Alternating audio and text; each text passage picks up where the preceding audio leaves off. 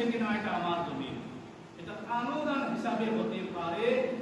Registry না হয় যার নামে আছে তার। কিন্তু যদি কোনো ব্যক্তি বিরাদার মিল্লাতে ইসলামিয়া, যদি কোনো ব্যক্তি কারো বাবা যদি বিক্রি করে দেয় আর ছেলের যারা আছে আমার বাবা এই ফালা জায়গাটা বিক্রি করে দিয়েছে, কোনো কারণবশত হতে পারে যে জমিনটা রেজিস্ট্রি করে নি, তাই এই বলে যে আমি মানে দাবি করব, যে ব্যক্তি দাবি করবে গুনাহগার হবে। এবং যদি ওই ব্যক্তিটা ওই জমিনটাও নিয়ে নেয় বিরাদার মিল্লাতে ইসলামিয়া, আর নেওয়ার পরে ওই জমিনে খেতি করে সেটাও নাজায়েজ করে,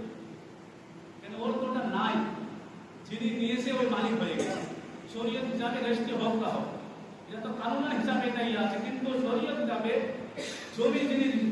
নিজের মর্জি বিক্রি করেছে, উনি নিয়েছে, টাকা পয়সা লেনদেন হয়ে গেছে, এখন যিনি নিয়েছে রেজিস্ট্রি হোক বা না হোক, সেই জেনে নেওয়ালা